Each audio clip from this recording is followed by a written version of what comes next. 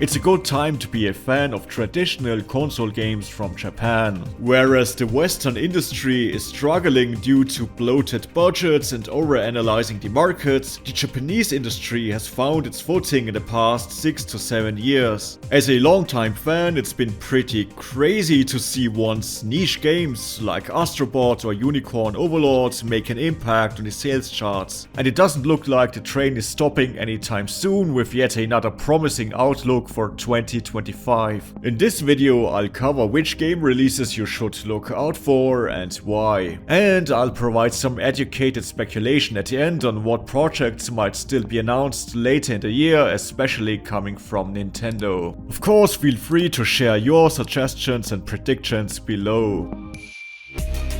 Yakuza, aka Like a Dragon, is like an antithesis to yearly franchises by publishers like Ubisoft or EA. Somehow, Sega manages to produce a yearly sandbox adventure without ever sacrificing quality. It's hard to find technical issues in these games, even though they always feature massive new stories. Admittedly, as any Yakuza fan knows, the one not so secret trick is that the developers shamelessly recycle their old maps, which is why I actually don't play each and every entry in this franchise. However, compared to many other yearly releases, the Like a Dragon team makes the effort to come up with new gameplay or story twists. In fact, when Infinite Wealth introduced its largest map yet, I was eager to see the convoluted explanations and gameplay justifications for bringing all these characters back to Hawaii in the future. The next entry, called Like a Dragon Yakuza in Hawaii, doesn't seem to disappoint on that front. Switching from a turn-based JRPG to a real-time pirate action game featuring the series' most famous adversary, Goro Majima, for the first time since Yakuza 0 in the main role. I know things are more complicated behind the scenes, but it's ironic to me that the Yakuza team seemingly built a full-fledged naval combat system in about a year, while Ubisoft has struggled for over half a decade to get something like Skull and Bones out of development hell.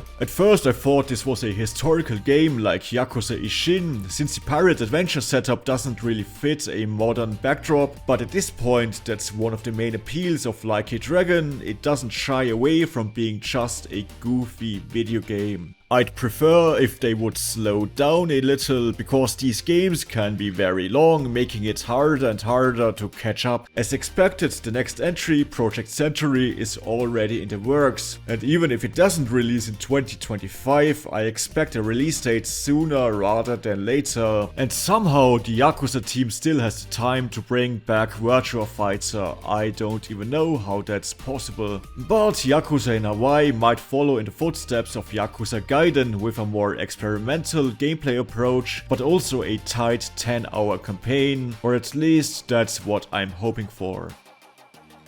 But there has been another developer who has discovered the benefits of using already existing assets and maps. What initially looked like another DLC turns out to be Night Rain, a full-blown co-op spin-off set in the world of Elden Ring. Actually, considering that the Souls games have been among the biggest trendsetters of the last decade, it's a little weird to now see them following market trends by embracing roguelike elements and that Zelda glider mechanic. Frankly, I'm probably not the audience for this anymore unless the single play mode is sophisticated enough, but I can see the potential for a significant hit. Historically, going multiplayer has greatly expanded the core audiences of many franchises, including Japanese brands. Meanwhile, the future of From Software has actually become uncertain now that Sony has shown interest in buying their parent company in Japan. So it's probably too early to speculate about potential sequels to titles such as Bloodborne or Sekiro and Armored Core. In a first step, Sony went for a publishing partnership, and because they were most likely interested in the parent company because of their anime branch, it's unclear how big the impact on From Software games is going to be. It seems safe to say that Capcom will retain its streak of producing strong Game of the Year contenders, an ongoing trend since at least 2017. There have been some recent hiccups, like the controversial Dead Rising remaster, but the company seems laser focused on delivering the new generation of Monster Hunter in a big way. The last demo was a testament to that. The core appeal of man versus nature remains intact and was seemingly elevated to a new level. Anyway, I'm not sure the franchise needed an in-depth story, but at least it further brings together the single and multiplayer modes. Some people might not be aware, but old Monster Hunter games often locked content behind the multiplayer, and the balancing in late game missions wasn't balanced for solo play anymore, leaving single players behind and making the games hard to replay after the servers shut down. Hopefully Monster Hunter Wilds will continue the transformation started with Monster Hunter World, evolving into a game where co-op and single player modes complement each other and become a matter of personal preference. However, I also share this complaint from the Monster Hunter Reddit. In the demo, the game's UI looked pretty overbearing for no reason, and I'm also not a fan of monsters being auto-tracked, which kind of dampens the hunting aspect of Monster Hunter. Even after reducing UI elements in the menu, the interface still feels cluttered. So I hope the final game allows for more customization to minimize the visual noise. The full-on remake of Metal Gear Solid 3 will be an ambivalent affair. On one hand, the original Snake Eater may have the strongest direction of any Hideo Kojima production. His trademark storytelling arguably never came together quite as well as in Snake Eater. At its core, it's a plot focused on the relationship between Snake and his defected mentor, the boss, coming to terms with a world divided between nuclear superpowers. With a cast of over-the-top side characters which all ran a fine line between being absolutely ridiculous but still endearing. They pushed the old PS2 game to its limits with stylish and sometimes interactive cutscenes and a killer soundtrack, including its own Bond theme.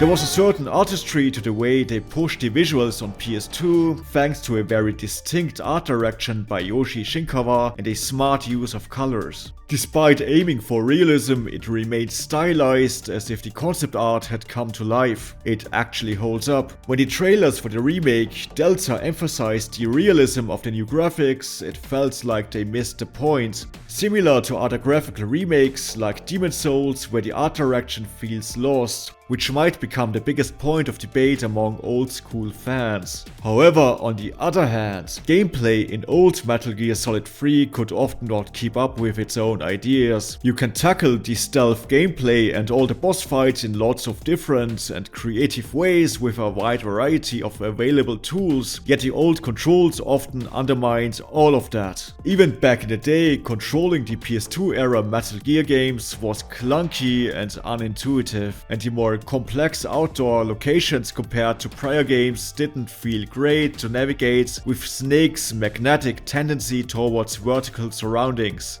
So similar to other remakes of this kind, even though I always appreciate the original craft, especially when it comes to graphics, the smoother gameplay, seemingly inspired by MGS5 and MGS4, could easily make Delta my go-to version of Metal Gear Solid 3.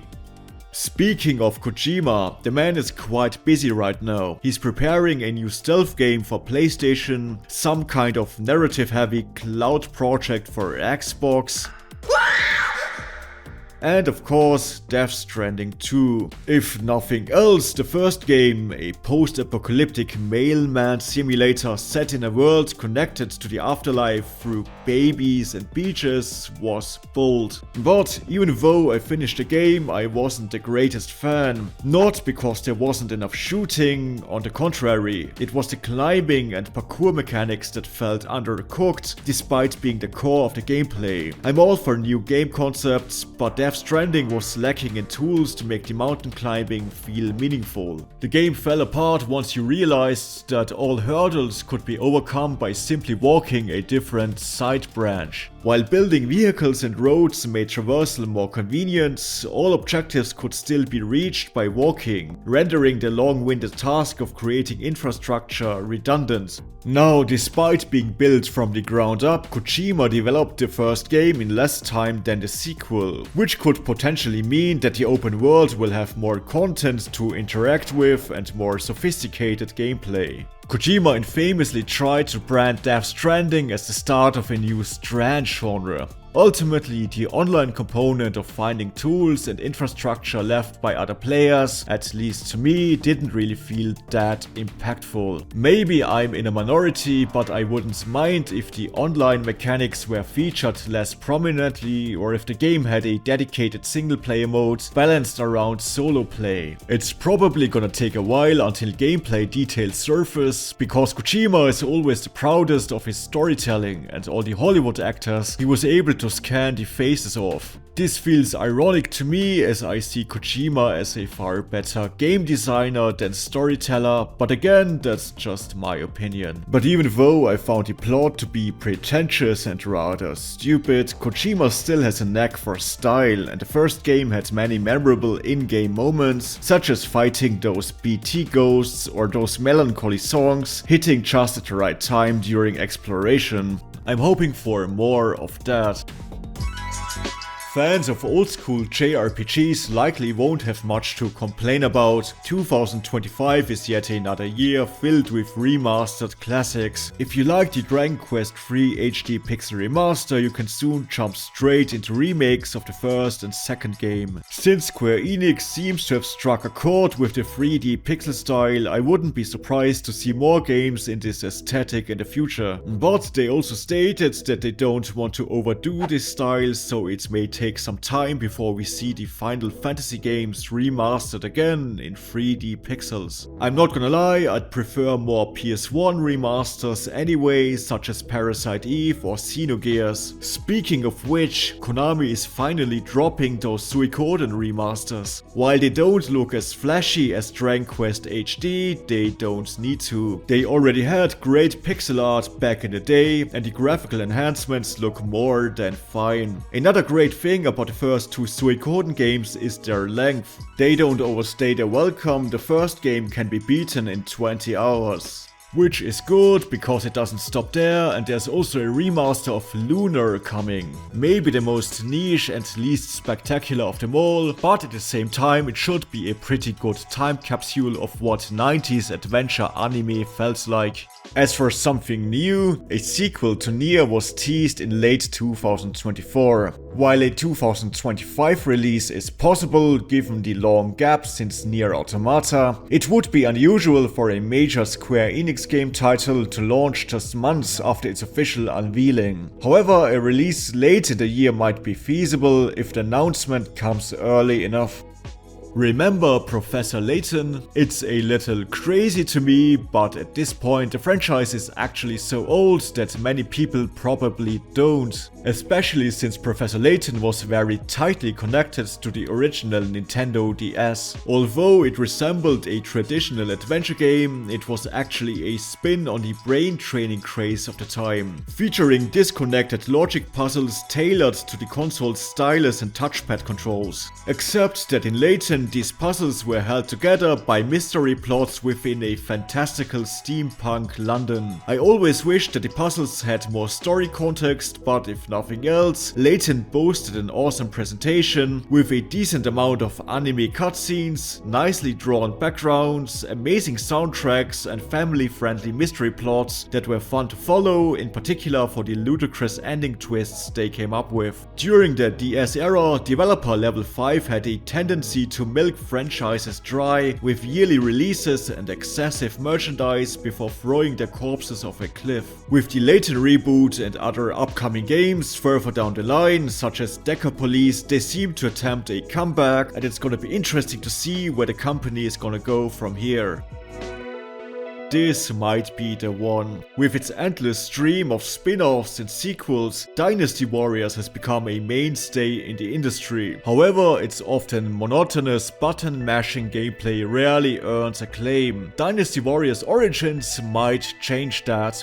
At first glance, not much seems to have changed. As an overpowered fantasy warlord, you're once again slashing through endless hordes of enemy soldiers to slowly conquer small battlefields. Yet the demo was much more engaging than usual, weirdly enough. At first I thought that it was the new graphical splendor and the on-screen enemy count that's much higher than during the last time I played the series. But it's actually the gameplay and the balancing. Origin seems to say goodbye to the button mashing of old. Most of the grunts are still cannon fodder, but unlike before, they don't just wait for you to kill them. The fact that even normal soldiers actually attack you now makes a shockingly big difference in gameplay feel. Boss fights too are now genuinely challenging. You actually need to strategize a bit and use your own troops and special attacks in a smart way, while the player character has gotten more sophisticated parry and evade maneuvers, which are necessary to learn now.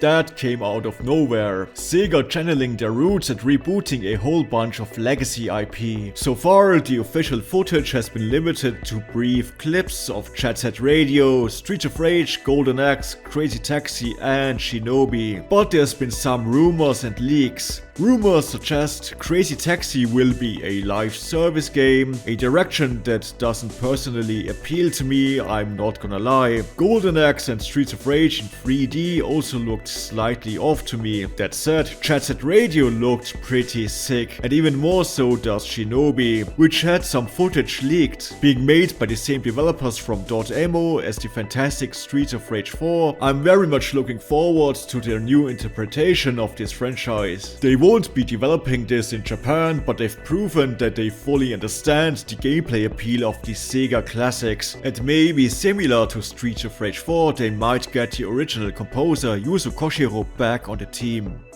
Speaking of Dotemu, they'll also dabble in the Ninja Gaiden franchise as they are publishing a side-scrolling reboot of that IP, made by the team behind the Pixel Souls-like Blasphemous with the help from Koei Tecmo and Team Ninja specifically. To be frank, given that Shinobi is already making a return, I was hoping that Ninja Gaiden might come back as a 3D character action game. That said, with the recent track record of Dotemu, I have little doubt that this will be a quality throwback.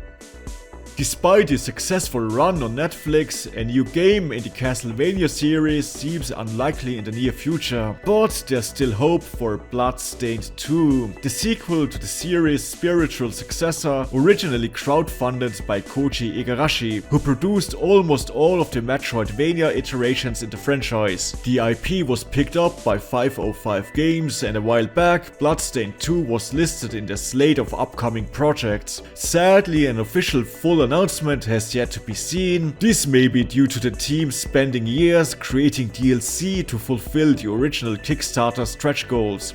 It's a shame that Kickstarter projects often trap themselves with stretch goal promises, which halts the development of new games.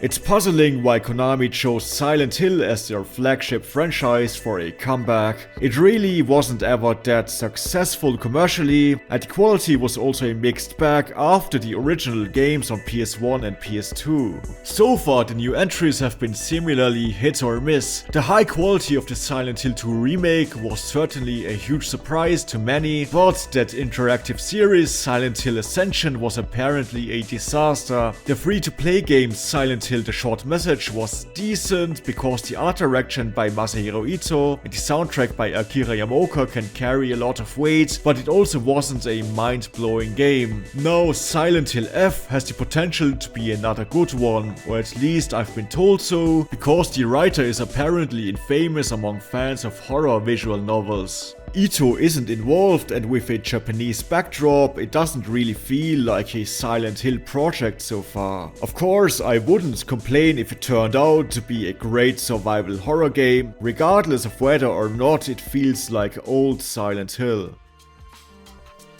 At some point I stopped engaging with the Pokemon franchise because the mainline games felt stagnant, rigidly sticking to their success formula. Ironically, the first Pokemon Legends was the gameplay innovator that the series needed from a quality standpoint, in my opinion. The mix of real-time Pokemon capturing and turn-based combat in small sandbox areas felt surprisingly refreshing, slightly reigniting the Pokemon fever for jaded players like myself. But the technical side of things tarnished these impressions quite a bit. It felt like playing a prototype or a game that the Switch simply couldn't run, which couldn't have been the case considering that the console also ran Zelda Breath of the Wild with a similar art direction. The issues only worsened in their second open world game, which turned out to be a glitchy mess. So here we are with Pokemon Legends 2, which can hopefully finally do open world Pokemon full justice. As of the making of this preview, we have yet to see in-game footage, so anything is possible. And then, of course, there's the elephant in the room, the successor to the Nintendo Switch. Since the release of Zelda Tears of the Kingdom, Nintendo has focused on outsourced projects and smaller releases, so it seems safe to say that their core development teams have shifted focus to the next console. It would be shocking if we didn't see a new mainline 3D Mario game very early on, since it has been 7 years since Super Mario Odyssey. Not to mention that these games are usually developed by their Tokyo team, which hasn't released a full-fledged project since that game. While some people might anticipate a direct sequel to Mario Odyssey, I believe that would miss the point. Historically, Mario's platforming adventures have showcased Nintendo's latest hardware, never relying on a copy-paste formula.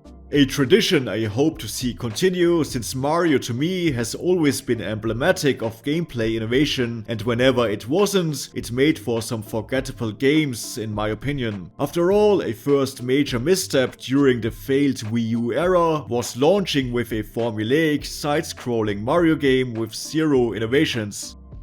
Mario Kart is a similar story, with the last mainline entry being 10 years old, not counting AR and mobile spin-offs. On the Switch, the series has grown into a phenomenon, surpassing its prior popularity by a huge amount, so a new entry would almost certainly be a system seller. They surely want to have a big multiplayer hit very early on, and Super Smash Bros. Might still take its time, since series producer Masahiro Sakurai only started working on a game concept a couple of years back. Maybe it's not even Smash Bros at all, but I doubt it. He also always seemed pretty hesitant about remastering Kid Icarus Uprising, which is a shame, because that game is an absolute chore to play with the original 3DS controls. Beyond that, the new console's first big online-focused title could be Splatoon or Animal Crossing, but most likely not both, since these franchises are made by the same team. If there was a new IP, I wouldn't expect anything big. Nintendo's content strategy on Switch was pretty conservative, which has worked out very well for them, so they're probably not eager to invest into new franchises for a while. Then there's Metroid Prime 4, one of the first games ever to be teased for the old Nintendo Switch before facing development hell, going from an officially unknown developer back to Nintendo's American team Retro Studios. While still officially slated for the current Switch, it seems likely that Metroid Prime 4 will adopt a cross-generation strategy. And as someone not really blown away by the first gameplay trailer, I hope that the Switch 2 offers a decent boost in power for that game. Given that Metroid Prime thrives on immersion, it would be a bummer if the game was held back by the outdated Switch hardware. Speaking of Retro Studios, it's astonishing that they've spent the past decade solely on remasters and remakes. If not for the failed outsourced Metroid Prime 4, Retro might still lack a new project. At some point they were considered one of Nintendo's best studios, and at the same time they focused on more sophisticated and more difficult games than the rest of Nintendo. With that in mind, there's always that slight hope that maybe they had a different game besides Metroid in the making, even if it seems very unlikely. A cross-generation Pokemon Legends Hearts 2 would also seem plausible, but the developer Game Freak has a history of supporting outdated hardware well past its prime, releasing mainline Pokemon titles on old machines like the Nintendo DS long after new hardware came out. So I wouldn't be surprised if that game stayed a Switch exclusive and didn't push beyond prior hardware boundaries at all. Xenoblade Chronicles X will likely also remain on the old Switch, because it's clearly based on the original Wii U game without any bigger remastering efforts. And since the Switch 2 will be backwards compatible, you can play it there anyway. However, this probably means that the next new Xenoblade game is probably not going to come out this year, even if it might be teased. For all the not Wii U owners, the game will basically be like a new Xenoblade game either way. And because this game will get new late game content, it probably occupied some of the workforce that could have already worked on something like Xenoblade 4. After that game, there's not much left that Nintendo could still port over from the Wii U. That well is pretty dry now. However, we are still missing the re-releases of Wind Waker HD and Twilight Princess HD, which are pretty much the last big leftovers on that failed console. There could also be one launch window game that might be a little underwhelming. According to reports, Nintendo has demonstrated the new console using a graphically enhanced version of Breath of the Wild. It wouldn't be surprising if this evolved into a full release, much like how Wind Waker HD began as a Wii U tech demo before becoming a standalone product. With a new mainline Zelda likely years away, this enhanced version could serve as a convenient filler title, though I personally wouldn't be interested in repurchasing Breath of the Wild at all. But then again, my personal wishlist for the Switch 2 looks quite different from the most likely reality. If it was up to me, we'd get a proper remaster collection of all 5 classic 3D Zelda games, a new F-Zero or a new racing franchise, revivals of Eternal Darkness and The Last Story, a proper 3D Donkey Kong, maybe a new family-friendly rail shooter, Wario Land, Metroidvania, Mother 3 Pixel Remastered. But yeah, I'm being facetious, of course we're not getting any of that.